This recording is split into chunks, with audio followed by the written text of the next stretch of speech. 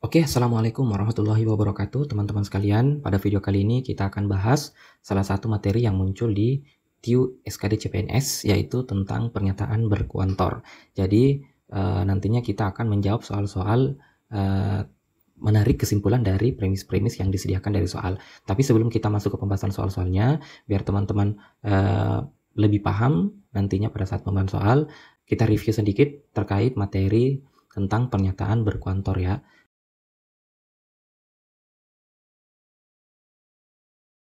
Oke teman-teman, langsung saja kita bahas dulu tentang pernyataan berkuantor ya.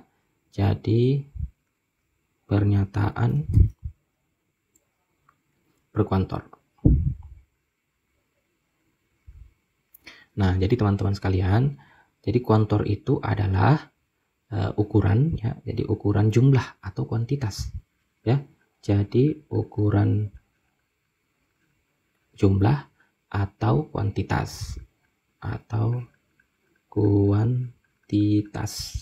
Oke, jadi ukuran jumlah atau kuantitas. Nah, untuk kuantor itu sendiri teman-teman sekalian terdiri dari dua jenis ya. Ada kuantor universal, ada kuantor eksistensial ya. Jadi ada dua jenis teman-teman. Yang pertama ada kuantor universal, kemudian ada kuantor eksistensial. Oke, nah jadi untuk kuantor universal, kuantor yang biasa kita gunakan itu adalah semua atau setiap. Sedangkan untuk kuantor eksistensial yang biasa kita gunakan itu beberapa, sebagian ada ya.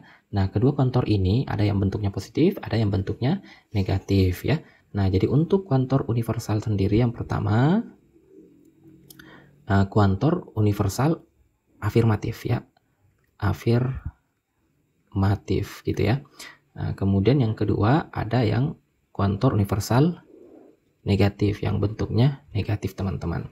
Nah, jadi afirmatif dan negatif. Nah, jadi untuk yang bentuk afirmatifnya itu, jadi tadi saya sampaikan bahwa universal itu kuantor yang sering kita gunakan itu ada kata semua atau setiap gitu ya. Sedangkan kuantor universal negatif tetap menggunakan kuantor afirmatifnya, jadi ada kata semua maupun setiap, tapi nanti jika muncul kata tidak ada ataupun bukan, maka nanti kalimatnya itu bernilai negatif ya. Jadi untuk membedakan yang positif dan negatif, jika terdapat kata tidak ada ataupun bukan, maka itu kalimatnya bentuknya negatif ya. Jadi ditandai dengan adanya kata tidak ada ataupun bukan. Oke, tidak ada ataupun bukan. Nah, biar lebih jelas teman-teman, kalau kita gambar untuk kuantor universal afirmatif seperti ini. Jika ini himpunan A, ini himpunan B ya. Jadi kalau kita perhatikan, anggotanya A ini ada dimuat oleh B. Jadi anggotanya A adalah anggotanya B juga. Jadi kalau kita bentuk kalimat atau premisnya yang sederhana, ini seperti teman-teman. Semua anggotanya A atau semua A adalah B, gitu ya. Jadi semua A adalah B. Jadi kalau kita perhatikan, di sini menggunakan kuantor universal ya. Semua A adalah B. Seperti itu. Jadi ini salah satu contoh kalimat sederhana yang mengandung kuantor universal ya. Nah, untuk yang bentuknya negatif, jadi kalau kita gambarkan seperti teman-teman. Ini himpunan A, kemudian di sini himpunan B. Jadi kalau kita perhatikan, anggotanya A, anggotanya B itu berbeda. Jadi kalau kita buat kalimat sederhananya jadinya seperti ini. Semua A, oke ya. Semua A adalah bukan B, gitu ya. Jadi kalau kita perhatikan, semua anggotanya A ini bukan anggotanya B, gitu. Nah, jadi itu salah satu, ini contoh kalimat dari kuantor universal negatif. Jadi menggunakan kuantor universal, lalu di sini ada kata bukan, berarti menandakan bahwa kalimat ini bentuknya negatif teman-teman ya. Universal negatif. Oke, jadi seperti itu tentang kuantor universal afirmatif, positif, dan negatif. Nah, selanjutnya kita ke kuantor eksistensial. Jadi sama, ada nanti yang bentuknya positif, ada yang bentuknya negatif teman-teman ya. Nah, jadi untuk bentuknya positif, biasa kita dengar kuantor eksistensial partikular afirmatif. afirmatif. Sedangkan dan ada juga kontor eksistensial partikular negatif. Oke. Nah, seperti itu. Nah, jadi ada dua bentuk juga nih, teman-teman. Nah, untuk eksistensial partikular afirmatif, kontor yang sering kita gunakan itu ada kata beberapa, oke, atau menggunakan kata sebagian, atau menggunakan kata ada, gitu ya. Sedangkan untuk partikular eksistensial negatif, nah, ditandai dengan adanya kata ini tadi tidak ada atau bukan, gitu ya teman-teman ya. Nah, jadi kalau kita gambarkan seperti ini. Untuk partikular afirmatif kontor eksistensialnya itu, jadi kalau ini himpunan A, lalu ini himpunan B. Nah, daerah yang dimaksud itu yang ini nih, irisannya teman-teman ya. Jadi kalau kita buat kalimat sederhananya jadi seperti ini. Beberapa A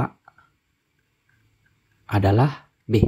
Nah, jadi kalau kita perhatikan teman-teman, di sini daerah X ini adalah daerahnya A, tapi daerahnya B juga. Jadi makanya beberapa, ini tidak semua ya. Jadi beberapa daerah anggotanya A adalah B. Nah, gitu.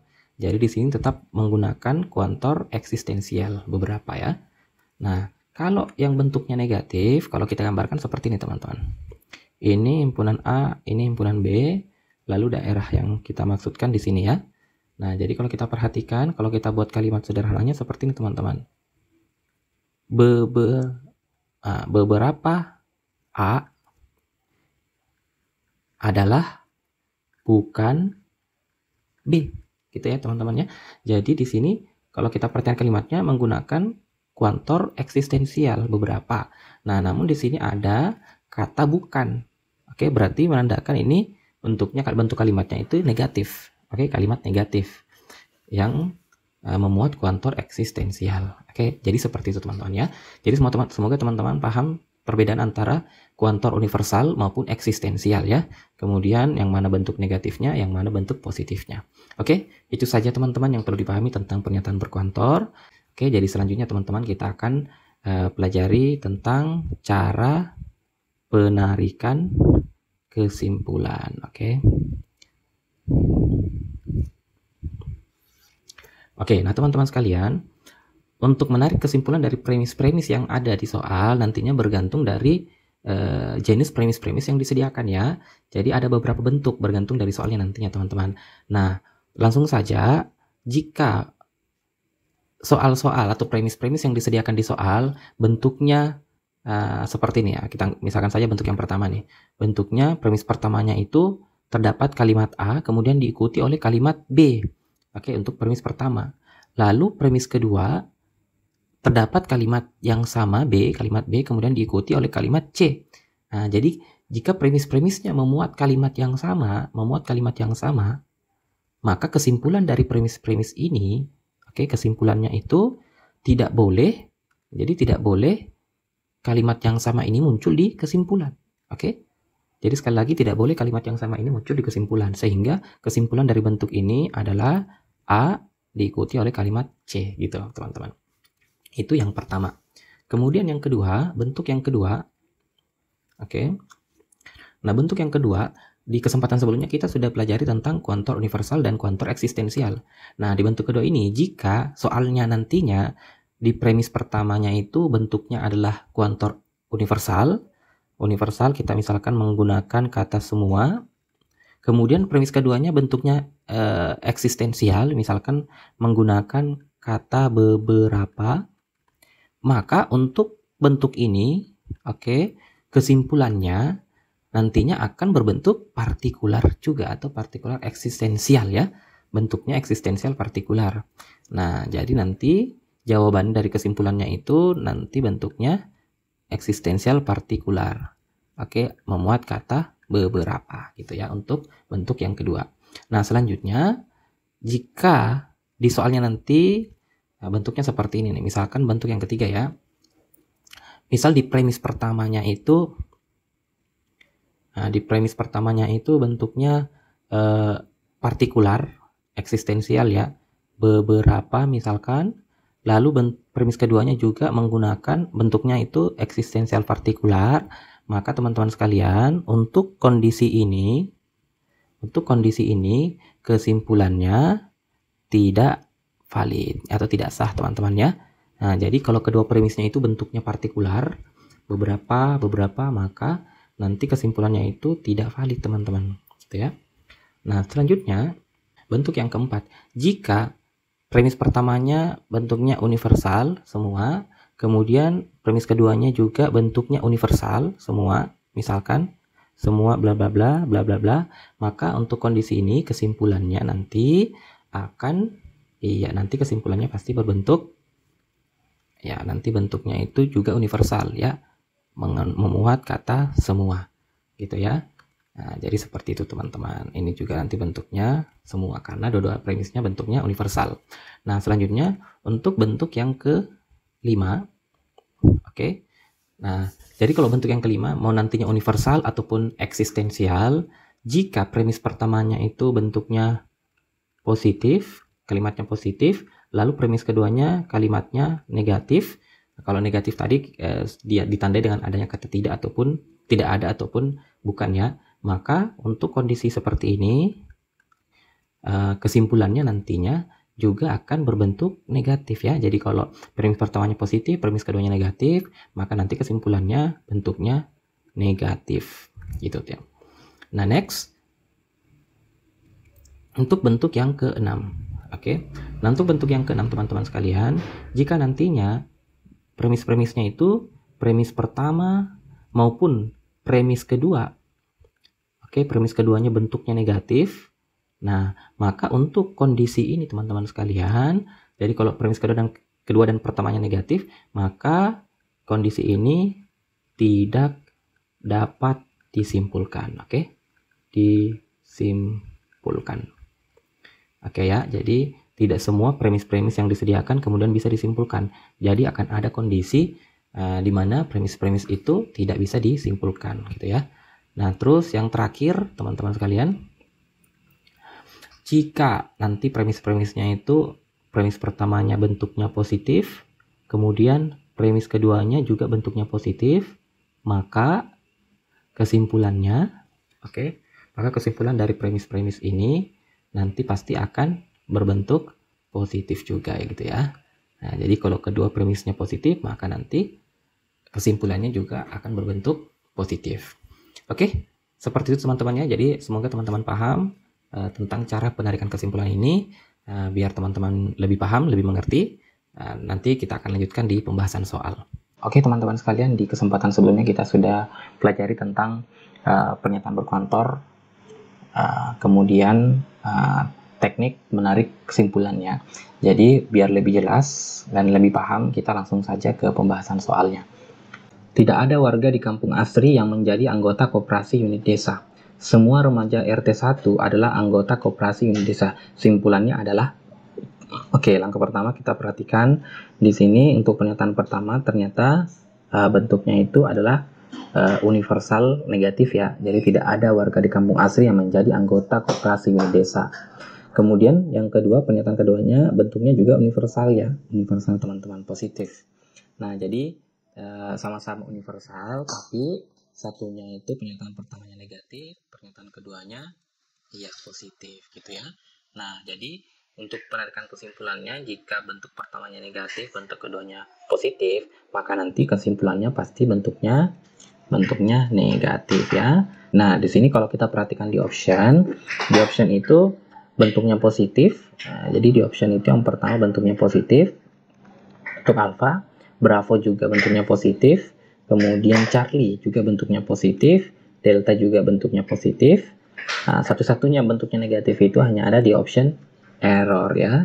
Jadi ada kata tidak ada nih teman-teman. Berarti udah jelas jawabannya adalah error gitu teman-teman. Nah, jika seandainya di antara 5 option ini terdapat 2 yang bentuknya negatif, nggak ada masalah, kita tinggal selesaikan saja. Oke, langkah selanjutnya itu kita perhatikan kalimat yang sama nih di pernyataan pertama dan kedua. Nah, di sini ada kata anggota koperasi desa, di sini juga ada kata kalimat anggota koperasi unit desa. Nah, ini kalau penarikan kesimpulan tidak boleh memuat kalimat yang sama atau bentuk yang sama, gitu ya.